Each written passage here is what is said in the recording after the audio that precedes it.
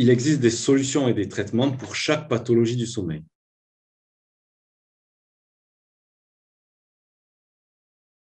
Les symptômes les plus fréquents évocateurs de troubles du sommeil sont les difficultés d'endormissement et un sommeil fractionné et de mauvaise qualité. Mais certains patients se plaignent également de somnolence en journée, de fatigue et de ronflement. Dans d'autres cas, nous rencontrons des patients qui se plaignent d'agitation nocturne, voire de somnambulisme ou de sensations désagréables dans les jambes au cours de la nuit.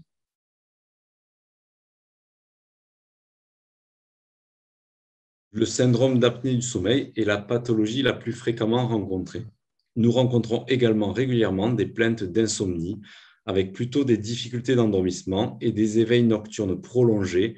D'autres pathologies moins fréquentes sont rencontrées, comme les parasomnies, avec notamment le somnambulisme, le syndrome des jambes sans repos, avec principalement une sensation désagréable dans les jambes lors du coucher, pouvant perturber la qualité du sommeil, et enfin les hypersomnies, et notamment la narcolepsie, où la somnolence est très importante en journée.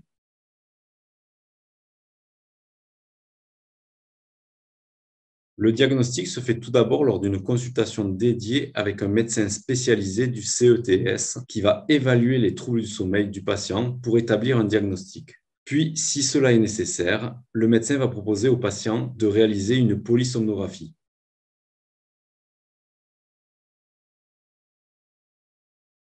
La polysomnographie est l'examen de référence qui permet une analyse complète du sommeil. Le patient est équipé de nombreux capteurs par un technicien du sommeil et l'enregistrement se déroule sur une nuit en chambre individuelle au sein de l'unité de sommeil de la clinique. La polysomnographie permet une étude très précise du sommeil et surtout d'identifier les anomalies afin de poser le bon diagnostic.